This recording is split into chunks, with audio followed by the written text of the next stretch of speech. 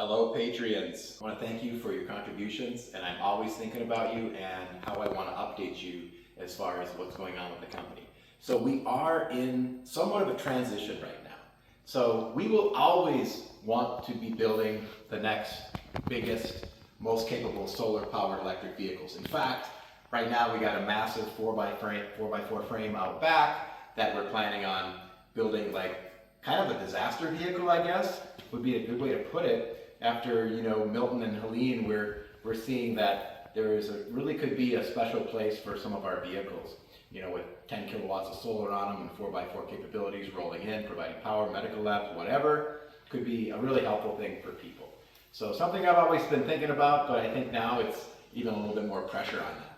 So that being said, I am also really excited about building a plethora of other solar-powered electric vehicles. All right, we're going to be building some golf carts, which kind of is a misnomer in a way because really they're just small EVs. They'll have solar power. These lithium batteries that are coming out now are incredible. They'll have a 3,000 watt inverter on them, so they're really mobile power stations. So me and Redfu are getting in on that, and we're going to try to provide some of these vehicles. As winter beckons, we're looking towards our snowmobile, so that's always really super fun, dragging the kids around, cruising through the woods, and making our trails, of course, right by our maple trees. So this spring, we can start tapping maple trees, and then of course we're using our solar power to cook down that sap. The solar power. So let's talk about that for a minute. Another thing that's kind of shifting with our company is we want to get a little bit more into what we're doing here on the farm. So I like to call it the Freedom Farm. We really do want to go completely off-grid. Now this is challenging in northern Wisconsin.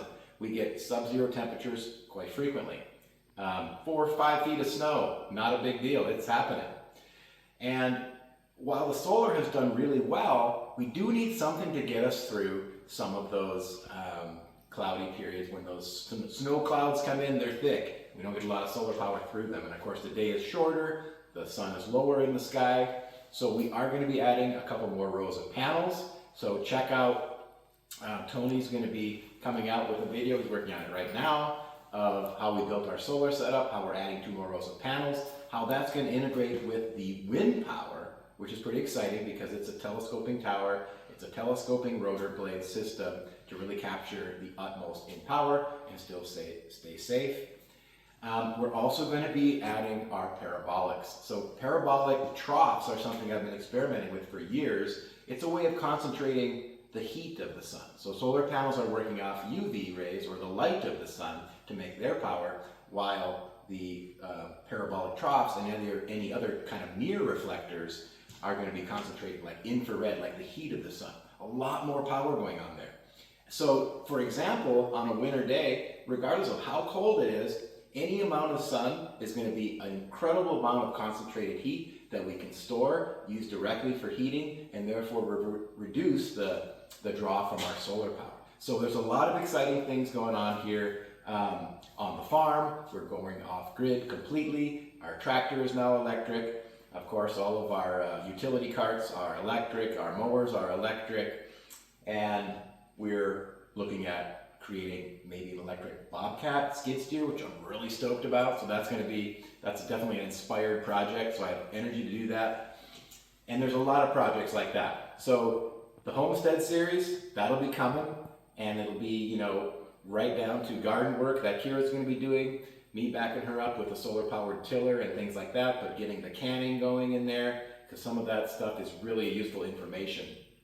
And then, of course, we'll always be powering everything with alternative sources, so it'll change it up a little bit.